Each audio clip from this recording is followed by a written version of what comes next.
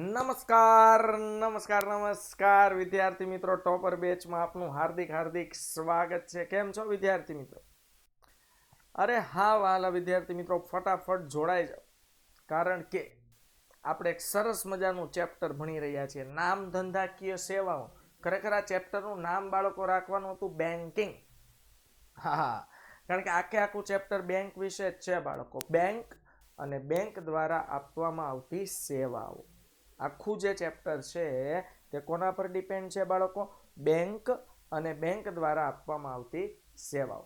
Okay વિદ્યાર્થી મિત્રો, ઝડપથી ટાઈમ ટુ ટાઈમ સમયસર જોડાઈ જાઓ, જેથી કરીને લેક્ચર પણ આપણે સમયસર શરૂ કરી શકીએ. Okay, yes I am fine and I hope કે તમે બધા પણ મજામાં હશો. હું હંમેશા એવું માનું છું કે 10માંથી 11મા ધોરણમાં આવેલો વિદ્યાર્થી મેચ્યોર હોય છે. તો હું હંમેશા મારા લેક્ચરમાં એવી આશા રાખીશ કે મારી સાથે જોડાયેલો વિદ્યાર્થી બિનજરૂરી કમેન્ટ નહીં કરે, પોતાનો પણ સમય નહીં બગાડે, મારો પણ સમય નહીં બગાડે, અને અહીંયા જોડાયેલા બીજા અન્ય વિદ્યાર્થીઓનો પણ સમય નહીં બગાડે. મેં પહેલા જ શબ્દ લખ્યો બિનજરૂરી કમેન્ટ. જરૂરી હોય તો તમે ચોક્કસ કરી શકો છો. હેલો, હાય, હા, હા, ઓકે, હા. હું પૂછું ત્યારે જવાબ આપો, ડન, વેરી ગુડ. પણ જ્યારે હું નથી પૂછતો ત્યારે તમારી કોમેન્ટનો દોર શરૂ હોવો જોઈએ નહીં. ઓકે, ચાલો તો વિદ્યાર્થી મિત્રો, આગળ આજે આપણે જઈએ તો સૌથી પહેલા જોઈએ કે આપણે જોયું હતું બેંકના કાર્યો. તો બેંકના મુખ્ય કાર્યો કેટલા હતા બાળકો? 2. બેંકના મુખ્ય કાર્યો કેટલા હતા? બેંકના કાર્યો કેટલા હતા? 2. મુખ્ય કાર્યો અને ગૌણ કાર્યો. તો બેંકના 2 કાર્યો છે. મુખ્ય કાર્યો. ઓકે, ત્યાર પછી આવશે બાળકો ગૌણ કાર્ય. તો બેંકના મુખ્ય કેટલા કાર્યો હતા? 4. ડન. ચાલો બાળકો, તો મુખ્ય કાર્યમાં પહેલું કાર્ય કયું હતું? ગૌણ તો પછી સમજીશું, પહેલા મુખ્ય કાર્યો. લિસ્ટ તો મેં તમને બધું જ આપ્યું હતું. ઓકે, તો બેંકનું મુખ્ય કાર્ય હતું બાળકો થાપણો સ્વીકારવી. બેંકનું મુખ્ય કાર્ય શું હતું બાળકો? થાપણો સ્વીકારી. ત્યાર પછીનું બીજું કાર્ય હતું, મુખ્ય 4 કાર્યો છે. રોકાણો કરવું, રોકાણ કરવું. ત્યાર પછી આવશે બાળકો ધિરાણ કરવું. યસ, ધિરાણ કરવું એટલે બેંકનું એક આ પણ મુખ્ય કાર્ય છે કે જરૂરિયાત વાળા લોકોને ધિરાણ. ધિરાણ એટલે એક પ્રકારની લોન આપવી. લોન આપવી અને ધિરાણ કર્યું કહેવાય. ઓકે, અને ત્યાર પછી ચોથું મહત્વનું કાર્ય હતું આંતર બેંકિંગ વ્યવહારો.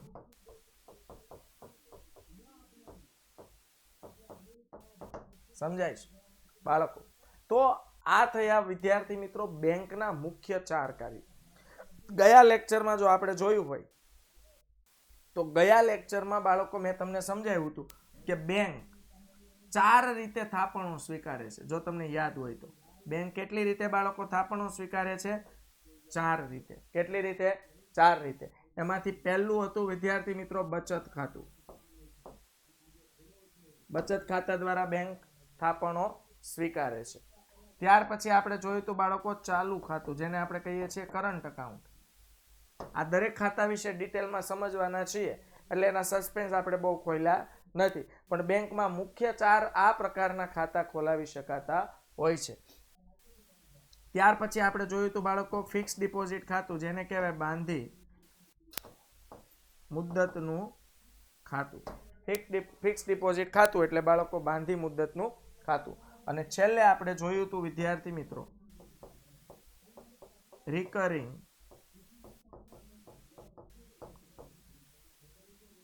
ડિપોઝિટ ખાતું. ઓકે, તો સાહેબ આપણે બેંકમાં 4 પ્રકારના ખાતા ખોલાવીએ ને એટલે 4 પ્રકારે બેંકને પૈસા મળતા હોય છે બાળકો. 4 પ્રકારે બેંકને પૈસા મળતા હોય છે. આવી રીતે બેંક થાપણો સ્વીકારે છે. મેં કીધું થાપણો સ્વીકારવી એટલે શું? તો આવી રીતે બાળકો બેંક થાપણો સ્વીકારતી હોય છે. હવે વિદ્યાર્થી મિત્રો જો આપણે વાત કરીએ તો રોકાણ કરવું. વિદ્યાર્થી મિત્રો, હું તમને એમ કહું છું, એક સિમ્પલ લોજિકલી પ્રશ્ન પૂછું કે તમારા દરેકના હાથમાં 5-5 લાખ રૂપિયા છે.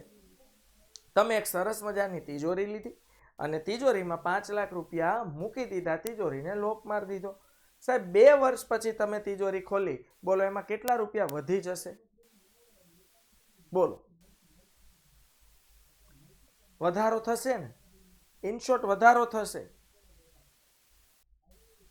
બોલો, યસ ઓર નો? નહીં. કહેવાનો મતલબ એ છે બાળકો, પડ્યા પૈસા વધતા નથી. તો સાહેબ બેંકનો તો ધંધો જ એ છે, તમારા અને મારા જેવા લોકો પાસેથી બચતો એકત્રિત કરશે. હાલો, એકત્રિત થયેલા પૈસાને કહેવાય થાપણો સ્વીકારી. થાપણો કેટલા માધ્યમથી સ્વીકારશે? 4. બચત ખાતા દ્વારા, ચાલુ ખાતા દ્વારા, બાંધી મુદ્દતના ખાતા દ્વારા અને રિકરિંગ ડિપોઝિટ ખાતા દ્વારા. સાહેબ આ જે થાપણો છે ને, એ થાપણોનું બેંક અલગ અલગ જામીનગીરીઓમાં રોકાણ કરશે. વિદ્યાર્થી મિત્રો, હું જ્યારે જામીનગીરી શબ્દ બોલું છું,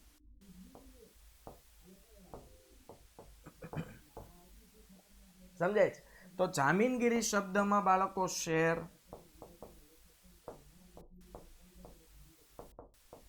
ડિબેન્ચર્સ, ઓકે, બોન્ડ, સરકારી બચત, આ બધી જામીનગીરીઓ કહેવાય બાળકો, જે ખુલ્લા બજારમાં જેનું ખરીદ વેચાણ થાય. જામીનગીરી એટલે શેર, ડિબેન્ચર વગેરે. ડન. તો બેંક શું કરશે? અલગ અલગ કંપનીની જામીનગીરીઓમાં રોકાણ કરશે. રોકાણ કરીને એમાંથી સારું એવું વળતર મેળવશે. સમજાય છે બાળકો? હા કે ના? ઓકે રુદ્રેશ, બેંક નફો કેવી રીતે કરશે આગળ પોઈન્ટ આવશે, ડોન્ટ વરી. ઓકે, કન્ટિન્યુ રહેજો લેક્ચરમાં, અધવચ્ચે મૂકીને જતા ન રહેતા. તમારો ટોપિક અવશ્ય આવશે, આજ નહીં આવે કાલના લેક્ચરમાં આવશે. ઓકે, બેંક નફો કઈ રીતે કરે એ ટોપિક પણ અહીંયા આવરી લેવામાં આવ્યો છે. અત્યારે તો એમ હું સમજાવું છું કે બેંક પાસે ફાજલ પૈસા પડ્યા રહે તો સ્વાભાવિક છે પૈસા પડ્યા ડબલ થવાના નથી અથવા વધારો થવાનો નથી. તો સાહેબ બેંક આ પૈસાનું અલગ અલગ જામીનગીરીઓમાં રોકાણ કરશે. સમજાય છે? હા કે ના? શેર, ડિબેન્ચર અને બોન્ડ આ જામીનગીરી કહેવાય. અત્યારે આમાં ડિટેલમાં સમજવાનું નથી. અત્યારે ખાલી એટલું કહી દઉં, કોઈ પણ કંપની હોય ને એને પૈસાની જરૂર હોય ભંડોળ ભેગું કરવા માટે, શેર, ડિબેન્ચર અને બોન્ડ બહાર પાડે. ઓકે, આ એક પ્રકારના દસ્તાવેજો હોય. આપણે કંપનીના બોન્ડ ખરીદીએ, સમજો 1 બોન્ડ લાખ રૂપિયાનો હોય, એટલે કંપની જો તમને 1 બોન્ડ આપે, તમારે કંપનીને 1 લાખ રૂપિયા આપવાના, આને બોન્ડ કહેવાય. ડન થઈ ગયું? ઓકે, ચાલો હવે આમાં ધ્યાન આપો. ઓકે, ચાલો. તો બેંક રોકાણ કરશે. હવે શેરમાં રોકાણ કરે ને સાહેબ, તો બેંકને વળતર સ્વરૂપે ડિવિડન્ડ મળશે. ડિબેન્ચરમાં રોકાણ કરશે તો વળતર સ્વરૂપે વ્યાજ મળશે. બોન્ડમાં રોકાણ કરશે તો વળતર સ્વરૂપે વ્યાજ મળશે. તો કહેવાનો મારો મતલબ ખાલી આ માધ્યમથી એટલું જ સમજાવવાનો છે. વિદ્યાર્થી મિત્રો, તમે પહેલા હું તમારું ડોમેસ્ટિક ઉદાહરણ આપું તો તમને વધુ સમજાશે. સમજો, તમારા, મેં કીધું ને, તમારા દરેકની પાસે 5-5 લાખ રૂપિયા છે. તમે હાથ હોરાની તિજોરી ખરીદીને એમાં મૂકશો અને 2 વર્ષ પછી તિજોરી ખોલશો તો એ 5ના 5 જ હશે, એ વધશે નહીં ઘટશે નહીં. હાલો, ડન થઈ ગયું. પણ વિદ્યાર્થી મિત્રો સમજો કે આ પૈસા તમે કોઈ વ્યક્તિને ઉછીના આપી દીધા, ઓકે, અથવા તમે કોઈ કંપનીના ડિબેન્ચર ખરીદી લીધા. તો વિદ્યાર્થી મિત્રો, આપણે જે પૈસા કોઈને આપીએ, બોલો આ દુનિયામાં કોઈ પણ વ્યક્તિ પૈસા કોઈને એમને આપે? કોઈ પણ પ્રકારના સ્વાર્થ વગર? નહીં. તો હું કોઈને પૈસા આપીશ, એના બદલામાં હું શું મેળવીશ? વ્યાજ. અને સાહેબ જે મેં મૂળગા રૂપિયા આપ્યા હોય ને, મૂળગા રૂપિયા તો હું પાછા મેળવીશ જ, પણ એનું વ્યાજ પણ સમયાંતરે લઈશ. સમજાય છે? તો આ વ્યાજની આવક બેંક આવી રીતે કરશે. ઓકે, એવી રીતે બેંક શું કરશે? ધિરાણ કરશે.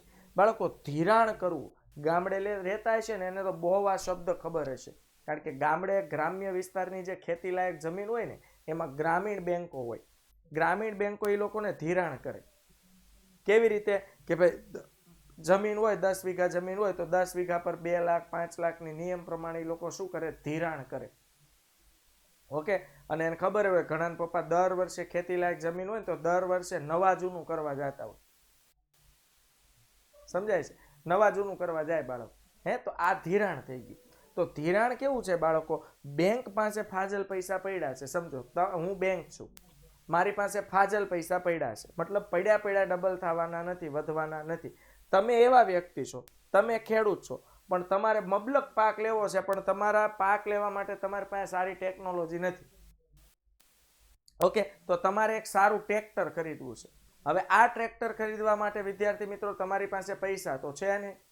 તો હવે તમે મારી પાસે આવ્યા, એટલે કોની પાસે આવ્યા? બેંક પાસે. તમે મને રજૂઆત કરી કે ભાઈ મારે 7 લાખનું ટ્રેક્ટર લેવું છે, મારી પાસે હાલ 1 લાખ રૂપિયા છે, 6 લાખ રૂપિયા જો તમે મને આપો. આવું કોણ કહે છે? જે ખેડૂતને ટ્રેક્ટર લેવું છે એ મને કહે છે 6 લાખ રૂપિયા તમે મને આપો, તો હું ટ્રેક્ટર ખરીદી લઉં. મેં કીધું એમ કાંઈ હું કઈ ધર્મશાળા થોડી ખોલી રાખી છે, હાલો હું કઈ 6 લાખ રૂપિયા ન આપું. અરે ખેડૂત બોલ્યો કાંઈ વાંધો નહીં, અત્યારે તમે મને 6 લાખ રૂપિયા આપો, હું તમને નિયમિત એનું વ્યાજ ચૂકવી દઈશ, તમે કહેશો એટલું વ્યાજ હું તમને આપીશ. સમજાય છે? ક્લિયર થાય છે? હા કે ના? ઓકે, તો હવે થાય કેવું બાળકો? મેં ખેડૂતને 6 લાખ રૂપિયા આપ્યા ટ્રેક્ટર લેવા માટે. ઓકે, જમીન પર આપ્યા કહેવાય. જમીન એક પ્રકારે મેં ગીરવે રાખી કહેવાય, જમીનનો જે દસ્તાવેજ હોય ને તે. તો જમીન પર મેં 6 લાખની સહાય કરી. એ સહાયને બાળકો બેંક માટે, મારા માટે એને ધિરાણ કહેવાય. શું કહેવાય? ધિરાણ.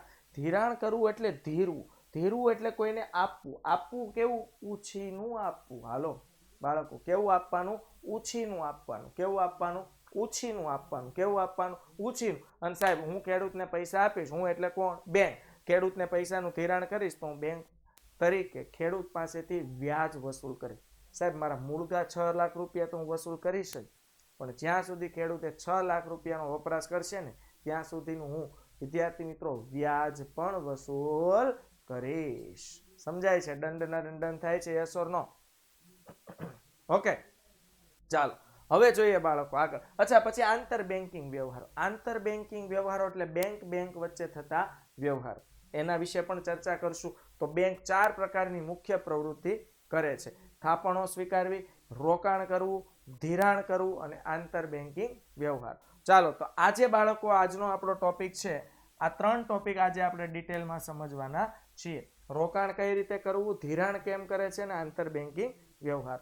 એ પહેલા સરસ મજાનો આપણે એક પોલ કરી લઈએ બાળકો. ઓકે, 3 પ્રકારના આપણે પોલ કરશું. કેટલા? 3 જોઈએ. ચાલો સરસ મજાનો પોલ કરીએ બાળકો.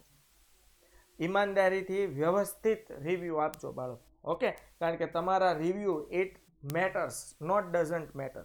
એટલે મેટર કરતા હોય છે, એટલે ફોર્માલિટી નથી. ઓકે, વ્યવસ્થિત પ્રામાણિકતાથી પોલ આપવાનો છે ને તમે અહીંયા ભણવા આવો છો ને એ કહી દો, તાળી એક હાથે વાગતી નથી. Okay, done. મહેનત તો આપણે પણ કરવી પડે. જોઈએ બાળકો, પહેલો મારો પ્રશ્ન છે કે બધું તમને સમજાઈ રહ્યું છે?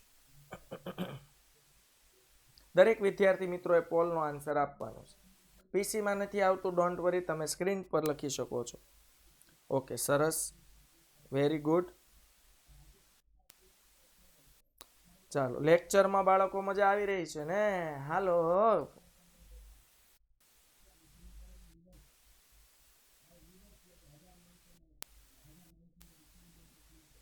Done done done done.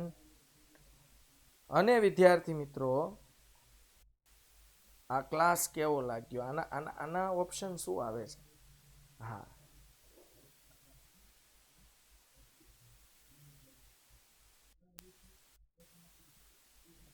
Okay, done, કાંઈ વાંધો નહીં. ચાલો ફરીથી પાછા પોલમાં મળશું થોડી વાર પછી. ઓકે, 3 પોલ કરવાના છે. હવે બીજો પોલ આપણે કરશું 6:45. Okay, done. તો વિદ્યાર્થી મિત્રો ઘણા ના જવાબ આપે છે, કાંઈ વાંધો નહીં, તમને જેવું ઠીક લાગે એવું તમે કહી શકો છો. અમે અમારું બેસ્ટ આપવાનો પ્રયત્ન કરી રહ્યા છીએ. બાકી તમે એમ કહેવાય ને કે ઘણાને તો બાળકો હાથ હોનાનું આપીએ ને તોય ફેર પડે ને. આપણે લગ્નમાં, કોઈના લગ્નમાં ગયા હોય સાહેબ, એકદમ ફ્રીમાં ખાવાનું હોય, હાલો, તો એ આપણે કે આમાં મરચું વધુ હતું, આ ખાટું વધારે હતું, હાથ હોનાનું રસોડું બિચારા બનાવ્યું હોય યજમાને, તો આપણે કાંઈક ને કાંઈક ખામી કાઢીને આવશું. હા, આપણા ઘરે ભલે આપણે કોઈ 2 જણા નહીં ન જમાડતા હોય. હા, ઓકે, કાંઈ સાચી જ વાત છે, આમાં ખોટું કાંઈ નથી બાળકો. સાચું ખોટું એટલે અમુક શું છે કે રમત નહીં કરવાની બાળકો, અમુક સિન્સિયર થવાનું. દરેક વખતે રમત ન હોય, યાદ રાખજો. મેચ્યોર બનવાનું. જ્યાં સિરિયસ મેટર હાલતી હોય ત્યાં સિરિયસલી જવાબ આપવાનો. હે ને? દરેક બાબતમાં રમત ન હોય. તમે ઓનલાઈન પ્લેટફોર્મમાં ભણો છો, મતલબ એવો થાય છે કે તમે ભણવા માટે સિરિયસ છો. બાકી ફોન લઈને લગભગ ફોન હાથમાં લઈને લગભગ કોઈ ભણતું ન હોય, રીલ્સ અને બીજા અન્ય વિડીયોઝ જોતા હોય છે. પણ તમે ભણો છો એનો મતલબ હું એવું માનું છું કે ઓનલાઈન ભણનાર વિદ્યાર્થી સિરિયસ પોતાની રીતે સ્વૈચ્છિક રીતે ભણવાવાળો હોય છે. ઓકે ડન, કાંઈ વાંધો નહીં. આગળ જોઈએ. હવે આમાંથી બહાર નીકળીએ. ઘણું નોલેજ આપ્યું. તો આજે આપણે શીખવાના છીએ બાળકો ધિરાણ કરવું, પછી રોકાણ કરવું અને આંતર બેન્કિંગ વ્યવહારો. આંતર બેન્કિંગ વ્યવહારો જોઈએ બાળકો. ધિરાણ કરવું. બેંક વિવિધ પ્રકારના ખાતાઓ દ્વારા થાપણો સ્વીકારે છે. હાલો, વિવિધ કેટલા પ્રકારના ખાતા છે બાળકો? 4 પ્રકારના. કેટલા પ્રકારના ખાતા છે બાળકો? 4 પ્રકારના. ઓકે, તો 4 પ્રકારના ખાતા હોય. બચત ખાતું, ચાલુ ખાતું, બાંધી મુદતનું ખાતું અને રિકરિંગ ડિપોઝિટ ખાતું. આ દરેક ખાતા દ્વારા થાપણો સ્વીકારે છે. સાહેબ, થાપણો સ્વીકારી એટલે પૈસા ભેગા થાય. હાલો, થાપણો સ્વીકારે ને બેંક એટલે બેંકમાં પૈસા ભેગા થાય. થાપણો દ્વારા બેંકે મેળવેલ નાણાંનું અન્યત્ર ધિરાણ કરવું પડે છે. અન્યત્ર એટલે અન્ય જગ્યાએ. હું તમને ખાલી નામ આપું, અત્યારે નામ યાદ રાખો, આ બધું ભણવામાં આવશે, તમે ઉપાધિ કરતા ને. અન્યત્ર એટલે કોઈ શેરમાં રોકાણ કરે, કોઈ બોન્ડમાં રોકાણ કરે, કોઈ ડિબેન્ચરમાં રોકાણ કરે,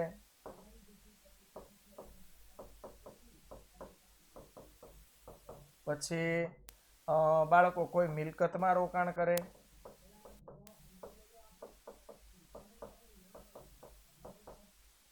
સમજાય છે? હા કે ના? તો બેંક થાપણો સ્વીકારીને બચતકારોને વ્યાજ આપે છે. તેથી થાપણદારોને ચૂકવાતા વ્યાજના દર કરતા વધુ દરે નાણાં જરૂરિયાતવાળી વ્યક્તિઓને ચૂકવવામાં આવે છે. તો બાળકો ધિરાણ કરવું એટલે મેં તમને હમણાં સમજાવ્યું કે તમારે ટ્રેક્ટર લેવું છે, સિમ્પલ. ઓકે, અચ્છા બાળકો એક મિસ્ટેક થઈ ગઈ, 1 મિનિટ. આ કાઢો, આપણે રોકાણમાં લખવાનું છે. હાલો,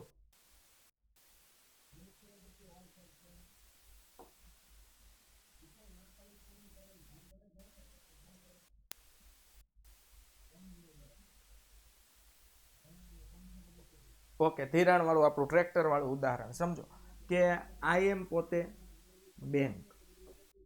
સમજો કે આપણે બેંક છીએ બાળકો. ઓકે, તો આપણે આ બેંકનું નામ આપી દઈએ. હાલો, SBI બેંક. ઓકે, હું બેંક છું. હાલો, તમે બાળકો ખેડૂત છો. તમારી પાસે ખેતી લાયક જમીન છે. તમે ખેતીના કાગળિયા લઈને મારી પાસે આવ્યા કે હે SBI બેંક. મેં કીધું બોલો હે ખેડૂત. તો કે મારે ટ્રેક્ટર લેવું છે. મેં કીધું લઈ લે. એ કે એમ ને વગર પૈસે કોણ ને મને ટ્રેક્ટર આપશે? અરે એ કે ઉપાધિ હું કરશો? એ કે મારી પાસે પૈસા જ પૈસા છે. તો ખેડૂત કે લાવો ને 6 લાખ રૂપિયા. ન મળે, એમને ન મળે. તો કેમ મળે? તારે પૈસા હું તને આપું એમાં ના નહીં, પણ એ પૈસા ઉપર તારે મને વ્યાજ આપવું પડે. સાહેબ, બેંક પાસે થાપણો ભેગી થઈ ગઈ છે. હાલો,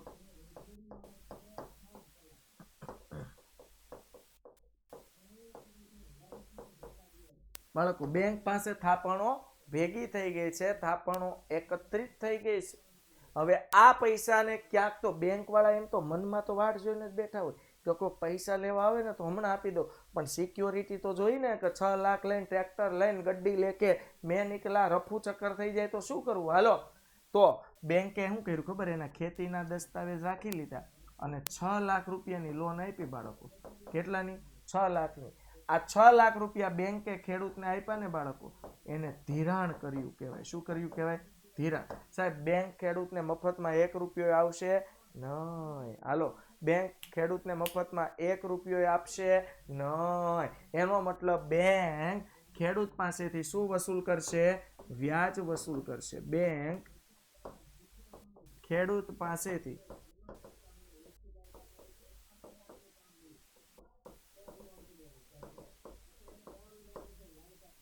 વ્યાજ વસૂલ કરે છે. હાલ ડન ધનાનંદ થાય છે? યસ ઓર નો વિદ્યાર્થી મિત્રો?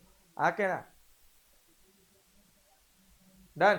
ચાલો, આમ થાપણો દ્વારા બેંક મેળવેલ નાણાંનું અન્યત્ર ધિરાણ કરે છે. અન્યત્ર એટલે બાળકો જરૂરિયાતમંદ લોકોને પૈસા આપે છે વ્યાજે. જો અહીંયા લખ્યું છે થાપણો સ્વીકારીને બચતકારોને પણ વ્યાજ આપે છે. હવે થઈ છે કેવું સાંભળજો બાળકો, આગળ જો હમણાં એ જ પોઈન્ટ આવો.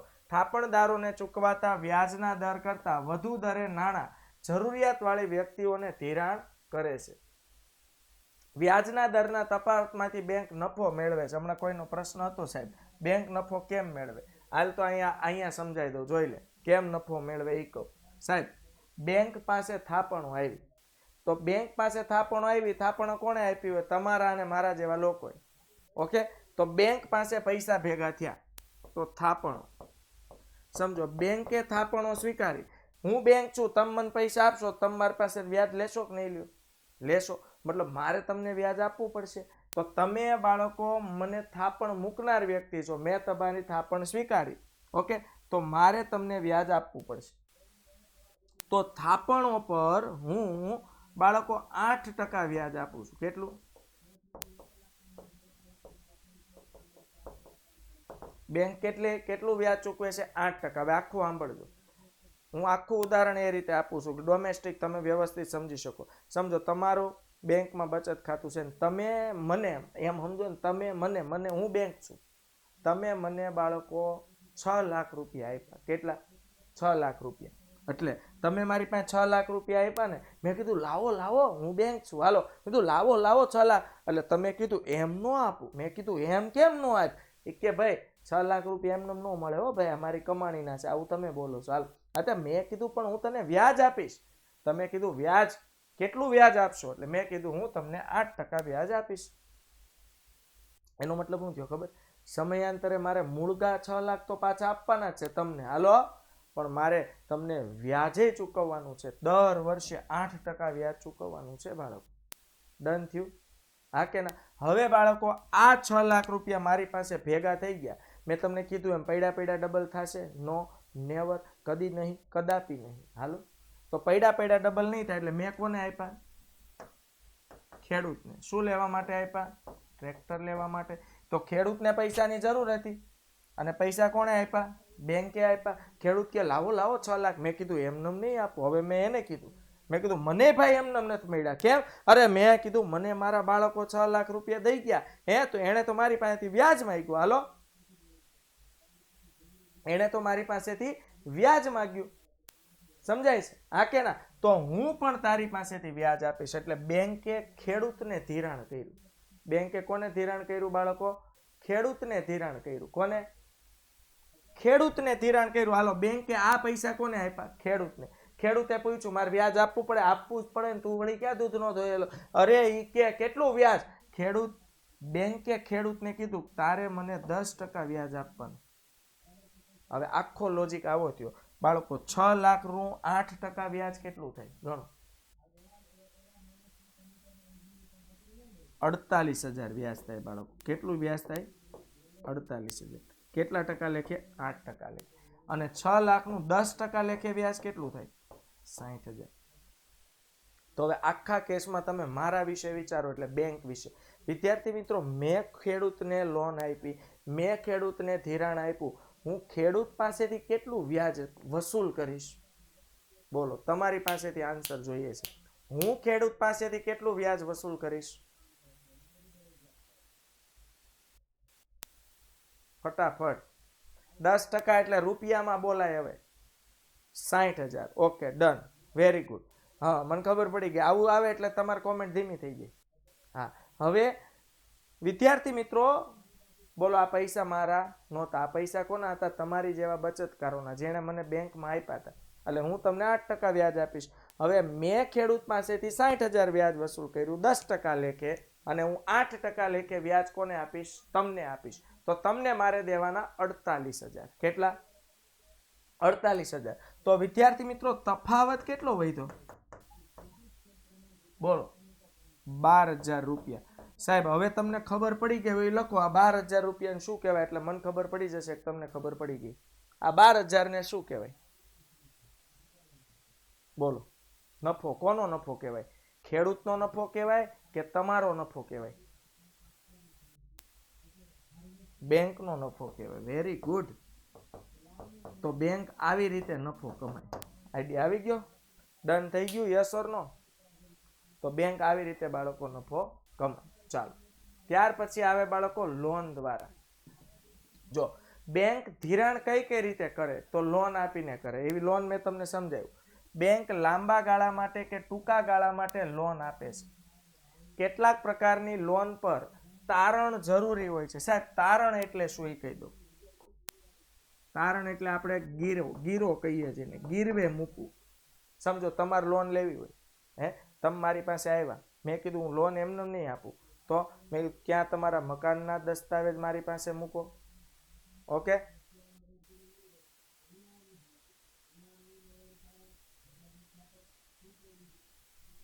ઓકે, ચાલો. પછી બેંક લાંબા ગાળા માટે કે ટૂંકા ગાળા માટે મને લોન આપે. ડન.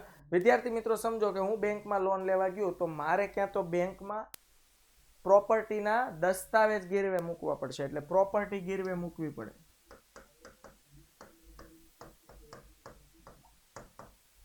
શું કરવું પડે? પ્રોપર્ટી ગીરવે મૂકવી પડે. અથવા સાહેબ સોના સામે લોન મળે તો તમે સોનું ગીરવે મૂકો ને તો તમને બેંક વાળા પૈસા આપે.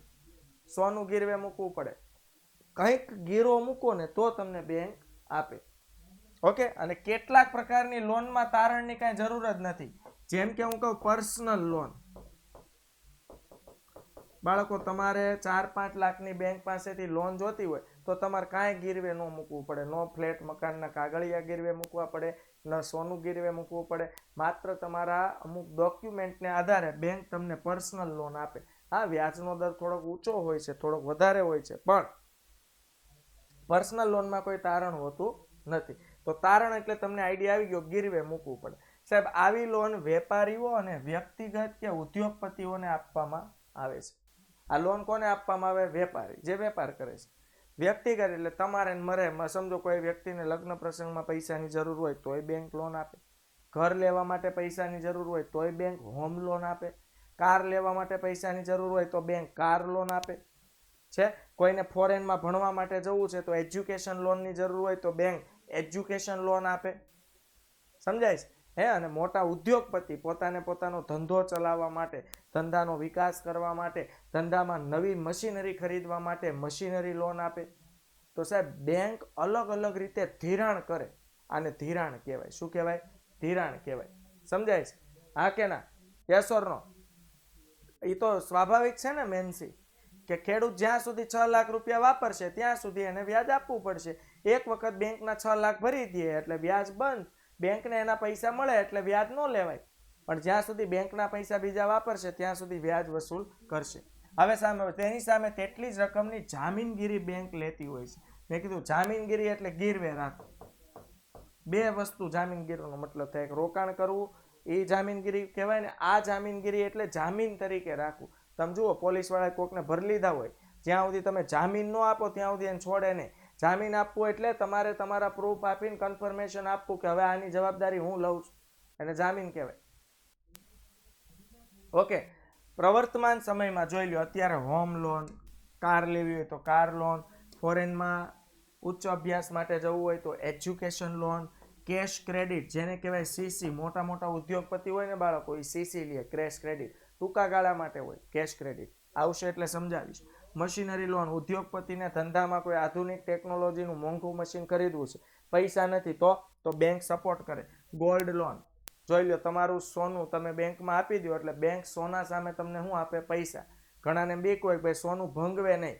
ભંગવે નહીં મતલબ સોનું વેચવા કરતાં બેંકમાં મૂકી દો તો બેંક એની સામે તમને લોન આપે ને તમારો વ્યવહાર થોડાક સમય માટે ચાલી જાય. સમજાય? કોઈને દેવાના ઉછીના પાછીના કર્યા હોય તો દેવાઈ જાય, અને ધીમે ધીમે તમને હપ્તા કરી દે બેંક, એટલે હપ્તે તમે ભરી દો તો ઘરેણું સચવાઈ જાય અને આપણો વ્યવહાર સચવાઈ જાય. સમજાય છે? હા કે ના? પર્સનલ લોન મેં તમને કીધું એમ કોઈ પણ પ્રકારની જામીનગીરી વગર પર્સનલ લોન પણ ઉપલબ્ધ છે. એ ઉપરાંત આવશે બાળકો ઓવરડ્રાફ્ટ અને કેશ ક્રેડિટ. ઓવરડ્રાફ્ટ કોને કહેવાય એ તમને કહું. પહેલો નિયમ આ, ઓવરડ્રાફ્ટ શબ્દ આવે ને એટલે તમને હું વારંવાર પૂછીશ, ઓવરડ્રાફ્ટ કોને મળે? ચાલુ ખાતેદારને. બાળકો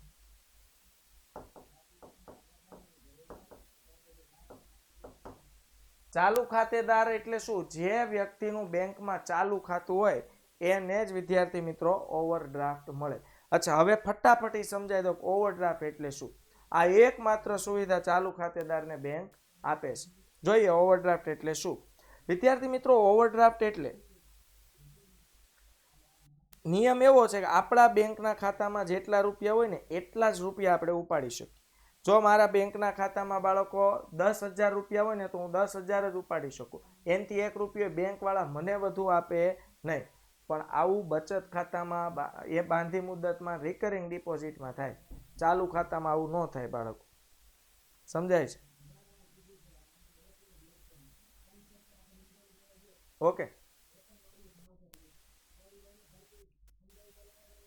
ઓકે, તો સાંભળજો સાહેબ, મારા બેંકના ખાતામાં 10,000 રૂપિયા છે. ઓકે, કેટલા રૂપિયા છે?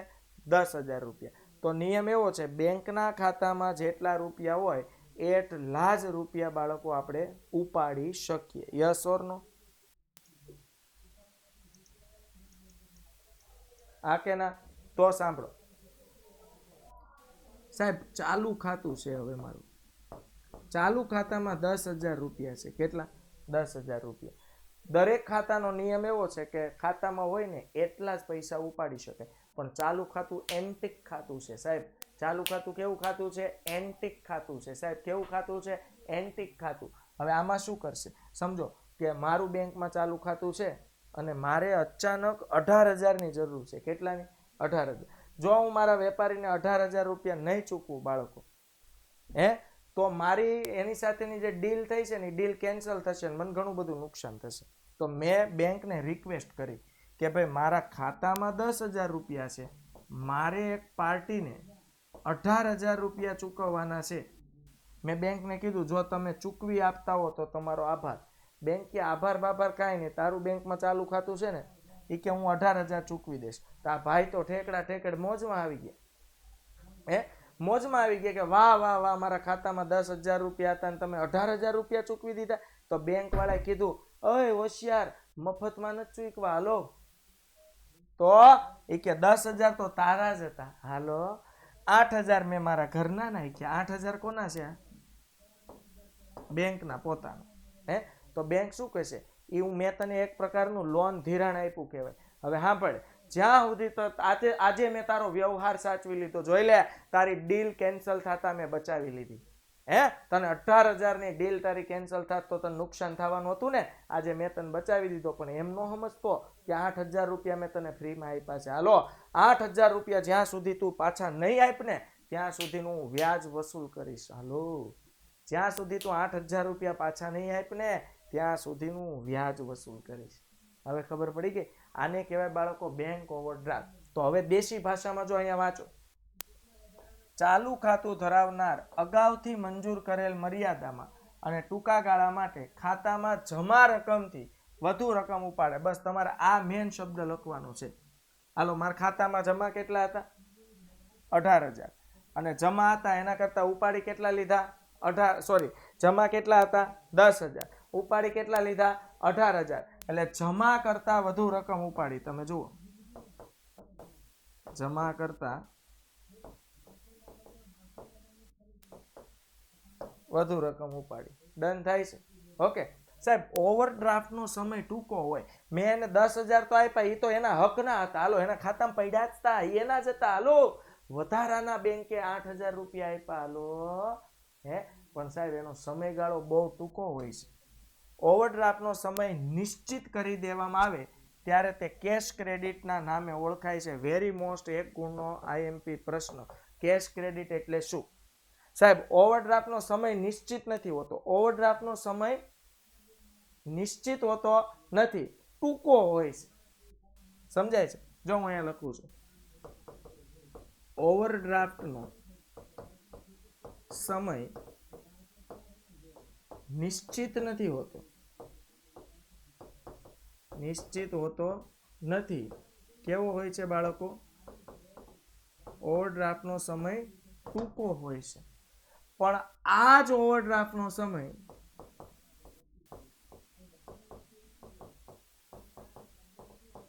જો નિશ્ચિત નો મતલબ શું થાય ખબર બાળકો? નક્કી કરી દેવામાં આવે. નિશ્ચિત કરવામાં આવે તો તે સીસી તરીકે ઓળખાય, કેશ ક્રેડિટ તરીકે ઓળખવામાં આવે છે. ડન થયું ને? આઈડિયા આવ્યો ને સાહેબ? ઓવરડ્રાફ્ટને શોર્ટકટમાં કહેવાય BOD, બેંક ઓવરડ્રાફ્ટ. ડન? ચાલો આગળ વધતે હે સાહેબ. ત્રીજું છે રોકાણ કરવું. હાલો ઓય બાળકો, રોકાણ કરવું. જો મેં કીધું બેંક પાસે ફાજલ પૈસા પડ્યા રહે, મૂક દો ને તિજોરીમાં, વધી જાય તો લ્યો. નો વધે સાહેબ, કોઈના નથી વધ્યા. તમારા શું વધે? રાજા મહારાજાનો ખજાનો દટાઈ ગયો, હજી ખોદકામ કરો, જેટલો દટાણો તો એટલો જ નીકળે. હજારો વર્ષ થઈ ગયા, ઘણાના 200 વર્ષ થઈ ગયા, 100 વર્ષ થઈ ગયા. જેટલો ખજાનો દટાણો તો ખોદકામ કરો એટલે એટલો જ નીકળે. લ્યો, વધારે નીકળતો જ નથી. હાલો તો વધી ન જાય સાહેબ? એમ ન વધે સાહેબ. પૈસા તમે દાટી દો, એમ ન વધે. એના માટે શું કરવું પડે? રોકાણ કરવું પડે બાળકો. ફાજલ એટલે એમનેમ પડ્યા હોય, એકદમ એમનેમ નવરા પડ્યા હોય, ઉપયોગ વગર, એને ફાજલ કહેવાય. ઓકે ચાલો સાહેબ, બેંકની મૂડી અને મેળવેલ થાપણની રકમનું ધિરાણ અને રોકાણ જો ન થઈ શકે તો બેંકને પૂરતું વળતર ક્યારેય મળતું નથી. સાહેબ બેંક છે ને, બેંક યાદ રાખજો, એ સેવાકીય પ્રવૃત્તિ છે. બેંક છે ને એ સેવાકીય પ્રવૃત્તિ છે. કેવી પ્રવૃત્તિ છે બાળકો? સેવાકીય પ્રવૃત્તિ. હવે સાંભળો, કેવી સેવા છે? Paid service. બેંક એક પણ સેવા મફતમાં આપતી નથી. એનો મતલબ એવો થાય, બેંકનો મુખ્ય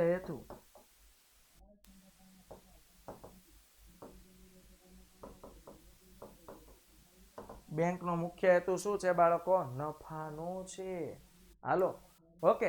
તો સાહેબ બેંકની મૂડી અને ભેગી કરેલી થાપણો તમારા મારા જેવા લોકો પાસેથી 4 ખાતા દ્વારા, બચત ખાતા દ્વારા, ચાલુ ખાતા દ્વારા, બાંધી મુદતના ખાતા દ્વારા અને રિકરિંગ ડિપોઝિટ ખાતા દ્વારા જે થાપણો ભેગી કરી હોય, એ થાપણોનું જો બેંક ધિરાણ ન કરે, જો બેંક રોકાણ ન કરે, તો બેંકને ક્યારેય પૂરતું વળતર મળે નહીં. બેંકનું મહત્વનું કાર્ય અન્ય જગ્યાએ આ રકમનું રોકાણ કરવાનું છે. સાહેબ હું અન્ય જગ્યાએ કહી દઉં. શેરમાં રોકાણ, ડિબેન્ચર કે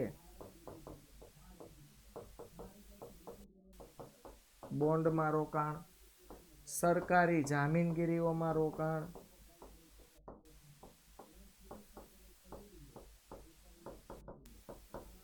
સરકારી બચત પત્રોમાં રોકાણ,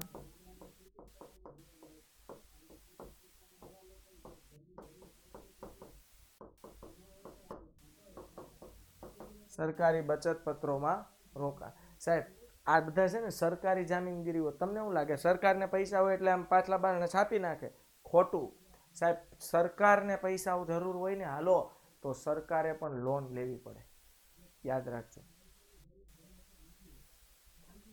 સમજાય છે? જો ભાઈ શેરમાં રોકાણ કરે, રિસ્ક બેઝ ઉપર હોય, નુકસાન થાય તો બેંકે ભોગવવાનું. પણ બેંક છે ને, હા તમારી મારી જેમ શેરમાં રોકાણ ન કરે, પૂરતી માહિતી સાથે, પૂરતી જાણકારી સાથે અને શેર બજારના જાણકાર વ્યક્તિને માધ્યમ બનાવીને એના દ્વારા રોકાણ કરે. એટલે 90% ને 99% કેસમાં બેંકે રોકાણ કર્યું એટલે બેંકને ફાયદો જ થાય. 1% કેસમાં નસીબ ખરાબ હોય તો નુકસાન થાય. ઓકે. પણ ગવર્મેન્ટમાં મેં કીધું સરકારી જામીનગીરી, સરકારી બચત પત્રોમાં રોકાણ વધારે કરશે, કારણ કે સરકારી જામીનગીરી બચત પત્રો બહુ સેફ હોય. ઓકે. આ રોકાણ યોગ્ય ગણતરી સાથે સલામત જગ્યાએ કરશે. જો અહીંયા લઈશું સાહેબ, સલામત જગ્યાએ કરવું અનિવાર્ય છે. જો બેંક ડૂબે ને તો એકલી ન ડૂબે, એના જેટલા ખાતેદાર હોય ને બધાને લઈને ડૂબે. હાલો સમજાય છે? તો બેંકે અનામતની રકમ RBIના નિયમ અનુસાર કુલ ડિપોઝિટની અમુક રકમ સરકારી જામીનગીરીઓમાં રોકવાની હોય છે. જો કીધું નિયમ એવો છે બાર.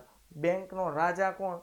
RBI, reserve bank of India. તો નિયમ એવો છે કે RBIના નિયમ અનુસાર કુલ ડિપોઝિટની અમુક રકમ સરકારી, મતલબ બેંક પાસે જે ધિરાણ ભેગું થયું હોય એમાંથી જે રોકાણ કરે એમાંથી RBIએ બાળકો જે નક્કી કર્યું હોય, હાલો બાળકો સમજાય છે?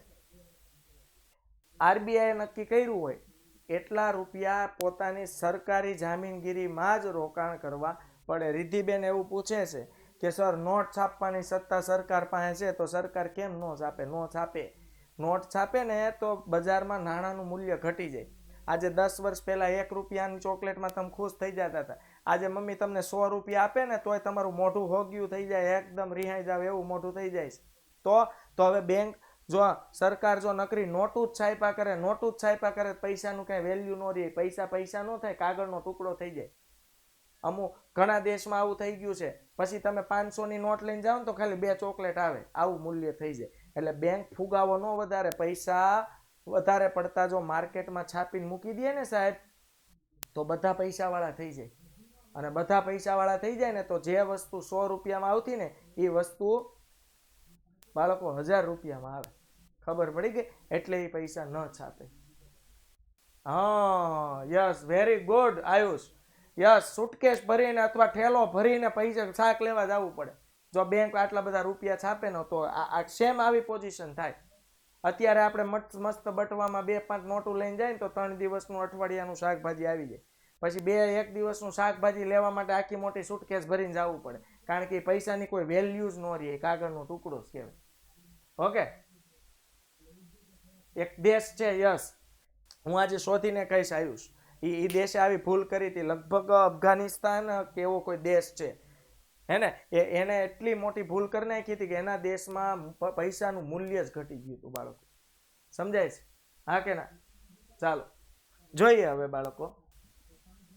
હવે જો એના પર વ્યાજનો દર કેવો હોય? ઓછો. સાહેબ બેંક સરકારી જામીનગીરીમાં રોકાણ કરે ને એમાં વ્યાજનો દર કેવો હોય? ઓછો. પણ સાહેબ સલામતી કેવી હોય? પૂરેપૂરી. તો સાહેબ 1% વ્યાજ ઓછું મળે એ હાલો, પણ પૈસા કોઈ બૂચ ન મારી જાય ને એવું હોવું જોઈએ. એટલે બેંક મોટે ભાગે સરકારી જામીનગીરીમાં રોકાણ કરે. બેંકમાં કટોકટી અને આકસ્મિક પરિસ્થિતિમાં રોકાણો છૂટા કરીને તરત રોકડ મળે તે રીતે નાણાંની ગોઠવણ કરવી અનિવાર્ય છે. સાહેબ હું છે ને એક જમીનમાં પૈસા રોકું છું 10 લાખ રૂપિયા. હવે 3 દિવસ પછી મારે અચાનક પૈસાની જરૂર છે. બોલો, 3 દિવસ પછી જ્યારે પૈસાની જરૂર છે, હવે જમીન વેચાઈ જાય? તાત્કાલિક વેચાશે? બોલો, તાત્કાલિક નહીં વેચાય. એટલે એ રૂપિયાનું સરળતાથી રોકડમાં રૂપાંતર થશે નહીં. તો સાહેબ હું એવી જગ્યાએ મારા પૈસા રોકવું કે જેથી જરૂર પડે ને ત્યારે હું એનું સરળતાથી રોકડમાં રૂપાંતર કરી શકું.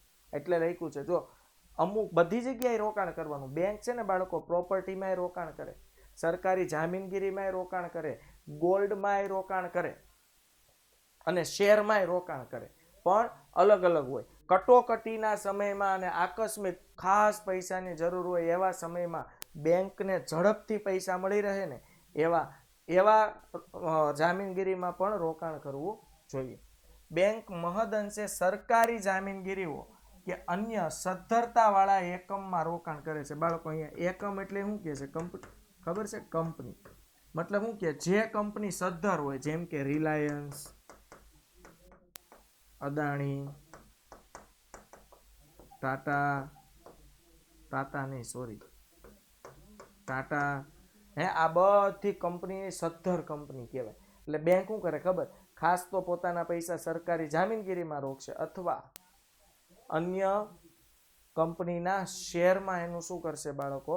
રોકાણ કરશે. યસ, MRF કંપની છે. ઓકે, ચાલો હવે બાળકો આવે આંતર બેન્કિંગ વ્યવહારો કરવા. તો બેંકના મુખ્ય કાર્યો પૈકી એક કાર્ય બેંકો વચ્ચેનો વ્યવહાર. જોઈ લો સાહેબ, બેંક વચ્ચે વ્યવહાર થાય, બેંક વચ્ચે વ્યવહાર થાય તેને આંતર બેન્કિંગ વ્યવહાર કહેવાય. યાદ રાખજો, બેંક વચ્ચે જે વ્યવહાર થાય તેને આંતર બેન્કિંગ વ્યવહાર કહેવાય. બાળકો બેંક વચ્ચે જે વ્યવહાર થાય તેને આંતર બેન્કિંગ વ્યવહાર કહેવાય. ઓકે, દરેક બેંકને ઘણી વખત ખૂબ જ ટૂંકા ગાળા માટે એટલે કે 24 કલાક, કેટલા?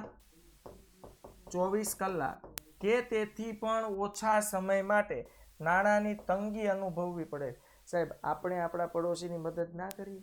હાલો, આપણે આપણા ભાઈની મદદ ના કરીએ? બેંક છે ને એ ભાઈ કહેવાય, બેન કહેવાય. હાલો, તો બેંકમાં એવું હોય સાહેબ, જ્યારે બેંકને 24 કલાકથી ઓછા સમય માટે, હું ફરીથી બોલું છું, જ્યારે બેંકને ખૂબ ટૂંકો ગાળો, ને ટૂંકો ગાળો એટલે કેવો? 24 કલાકથી પણ ઓછો સમય હાલો પૈસાની જરૂર હોય, અત્યંત પૈસાની જરૂર હોય ને ત્યારે એક બેંક બીજી બેંક પાસેથી પૈસા માંગશે 24 કલાક પૂરતા. 24 કલાકમાં વળી પાછું બેકઅપ પેમેન્ટ થઈ પણ જાય. જો ઉદાહરણ તરીકે SBI બેંક છે અને આ બાજુ લઈ લઈએ આપણે બેંક ઓફ બરોડા. ડન સાહેબ, SBI બેંક છે ને, SBI બેંક એને તાત્કાલિક 8 કરોડ રૂપિયાની જરૂર છે અને એ ખાલી 24 કલાક પૂરતા. તો SBI બેંક ઓફ બરોડાને ફોન કરશે, બેંક ઓફ બરોડા આપણે બંને ભાઈ ભાઈ, હિન્દી ચીની ભાઈ ભાઈ કે ને એમ, કે આપણે બંને ભાઈ ભાઈ, તો એ કે 8 કરોડ રૂપિયાની જરૂર છે, હાલો. તો બેંક ઓફ બરોડા કે અરે મારી પાસે પડ્યા છે, એ કે હાલ આવવા દે. બેંક ઓફ બરોડા એ SBI ને 8 કરોડ રૂપિયા મોકલી દીધા માત્ર ને માત્ર 24 કલાક માટે. સાહેબ 24 કલાકની અંદર અંદર SBI એ વળી પાછા બેંક ઓફ બરોડાને રિટર્ન આપી દેવા પડે. હાલ આઈડિયા આવે છે? પહેલા કહી દો, બેંક છે જ એવી, એક પણ રૂપિયો અરે કોઈને ફ્રીમાં નહીં આપે. તો તમારો જે પ્રશ્ન છે ને બાળકો, એ હવે સોલ્વ થઈ ગયો હશે. એનો મતલબ સાહેબ 24 કલાકનું વ્યાજ લે. સાહેબ 8 કરોડ રૂપિયા છે, 8 રૂપિયા નથી. 8 કરોડનું 24 કલાકનું વ્યાજ ઘણું બધું થાય, હે ને? સમજાય છે? હા કે ના? તો જોઈએ, આ સમયે અન્ય બેંકમાં વણ વપરાયેલ નાણાં પડેલા હોય તો તરત જ જરૂરિયાત ધરાવતી બેંકને આપવામાં આવે છે. જો તો બેંક ઓફ બરોડા પાસે વણ વપરાયેલા નાણાં પડ્યા હતા.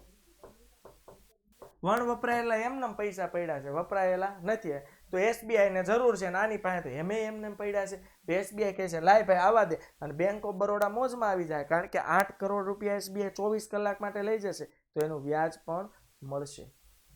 આ વ્યવહારનું કારણ એ હોય. હવે બેંક છે બાળકો, બેંક તો લાખો કરોડ કેટલા બધા ખાતેદારો હોય. સમજો એવું બન્યું કે આ બેંકમાં એક ઉદ્યોગપતિ છે, એમ સમજો ને કે ભાઈ મુકેશભાઈ અંબાણીનું ખાતું SBI બેંકમાં છે મુંબઈ. ડન. અને મુકેશભાઈ અચાનક એમ કીધું 8 કરોડ રૂપિયા મારે જોઈશે, અને બેંકમાં 8 કરોડ રૂપિયા નથી. એવું બને બાળકો? રોકડા નથી, એમ બધા ખાતામાં શું છે, ટ્રાન્ઝેક્શન બધા હોય, કોઈને દઈ દીધા હોય, લોન ધિરાણ કરી નાખ્યું હોય, રોકાણ કરી નાખ્યું હોય. તો હવે થોડા સમય માટે આની પાસેથી ઉછીના લઈ લેશે. ત્યાં વળી પાછી બેંકો પાસે દરરોજ થાપણો આવવાની જ હોય. હજારો ખાતા હોય, હજારો ખાતાના લોકો 1000, 5000, 50000, લાખ જમા કરાવતા જ હોય. સમજાય છે? તો એક વ્યવહાર એનો જળવાઈ રહે. હવે મુકેશભાઈને એમ કે પૈસા નથી, કાલ આવજો, તો એના કસ્ટમર સાથેના વ્યવહારો તૂટે. આવું ન થાય, એટલા માટે બેંક એક બેંક બીજી બેંકની હેલ્પ કરે. સાહેબ આ વ્યવસ્થા મધ્યસ્થ બેંકે નિયુક્ત કરેલ એજન્સી દ્વારા કરવામાં આવે છે. આ પ્રમાણે નાણાં આપનાર કે લેનારની પ્રક્રિયા મધ્યસ્થ બેંક મારફતે થાય છે. નાણાં લેનાર કે આપનાર એકબીજાના સંપર્કમાં આવતા નથી. આ રીતે બેંકોની સમસ્યાનું નિવારણ થાય છે. સાહેબ એક મધ્યસ્થ બેંક હોય. મધ્યસ્થ બેંક એટલે વચ્ચેનો માણસ. હવે આ રહી SBI, આ રહી બેંક ઓફ બરોડા. SBI ને 8 કરોડની જરૂર હોય ને તો એને વાત કોને કરવાની ખબર? મધ્યસ્થ બેંક. મધ્યસ્થ બેંક વાત કોને કરશે? Bank of Baroda. Bank of Baroda 8 crore કોને મોકલશે? મધ્યસ્થ બેંકને. મધ્યસ્થ બેંક કોને મોકલશે? SBI. એટલે આ મધ્યસ્થ કહેવાય. પ્રોબ્લેમ ન આવે સાહેબ, એક વચ્ચેનો માણા હોય ને તો એ બે પક્ષે બોલનાર વ્યક્તિ હોય, કોઈ એક ચોક્કસ પક્ષે બોલે નહીં. એટલે વચ્ચેનો માણસ બંને પક્ષે બોલનાર વ્યક્તિ હોય છે. સાહેબ આ રીતે જે રકમ માંગવામાં આવે અને તરત મળે, માંગો અને મળે, એને કોલ મની કહેવાય. કેવી મની કહેવાય? Call money. સાહેબ 24 કલાક જેવા ટૂંકા ગાળા માટે એક બેંકને બીજી બેંક પાસેથી પૈસા મળે તો 24 કલાક એટલે ખૂબ ટૂંકો છે, એટલે એમ કહેવાય કોલ કર્યો ને પૈસા મળ્યા. માંગે અને પૈસા મળે સાહેબ એને કહેવાય કોલ મની. માંગે અને નાણાં મળે એને કહેવાય કોલ મની. તો યાદ રાખજો, એક બેંક બીજી બેંક પાસેથી 24 કલાક કે તેથી ઓછા સમય માટે પૈસા નાણાં મેળવે એને કોલ મનીના નામથી ઓળખવામાં આવે છે. એક માર્ક્સમાં પ્રશ્ન પૂછાય કે કોલ મની એટલે શું? તો એક બેંક બીજી બેંક પાસેથી જરૂરિયાત મુજબના નાણાં મેળવે 24 કલાક કે તેથી ઓછા સમય માટે તેને કોલ મની કહે છે. સાહેબ આ રીતે મેળવેલ રકમ પર વ્યાજ ચૂકવવું પડે છે. આ રીતે મેળવેલ રકમ પર વ્યાજ ચૂકવવું પડે છે. મેં કીધું એ બેંક કોઈને એક પણ રૂપિયો ફ્રીમાં આપશે નહીં. ઓકે, 24 કલાક માટે આપશે તો પણ વ્યાજ વસૂલ કરશે. આ વ્યાજનો દર બજારમાં નાણાંની માંગના આધારે નક્કી થતો હોય છે.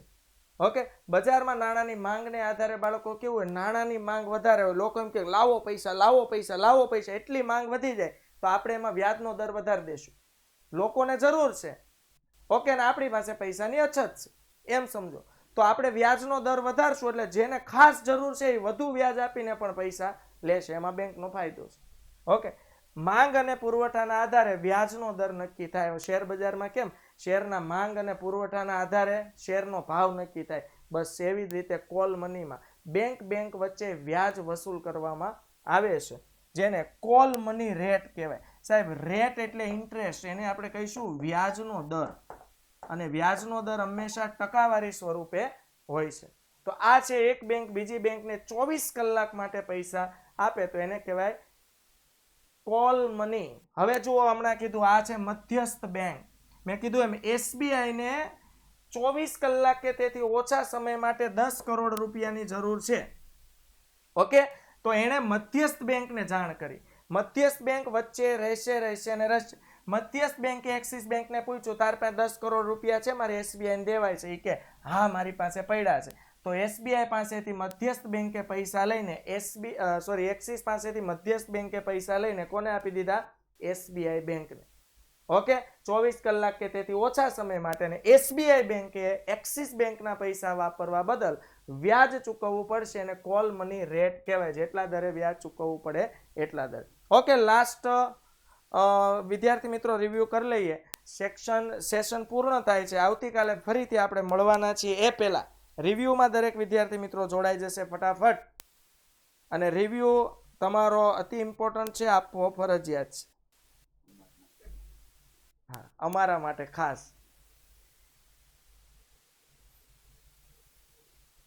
સરસ, વેરી ગુડ. તો વિદ્યાર્થી મિત્રો, આઈ હોપ કે હવે તમે આ કરી લેશો. પીસીમાં ન આવતો એને મને લાઈવ રિવ્યુ આપી દેવાનો છે, હું લાઈવ રિવ્યુ વાંચી લઈશ. ઓકે, સરસ, વેરી ગુડ વિદ્યાર્થી મિત્રો. તો ફરીથી મળીશું નેક્સ્ટ લેક્ચરમાં. આવજો, bye bye, take care, C you, જય હિન્દ, ભારત માતા કી જય. Bye bye. હમણાં ઢગલો કરી દેવો, થોડીક વાર લેવા દીધું.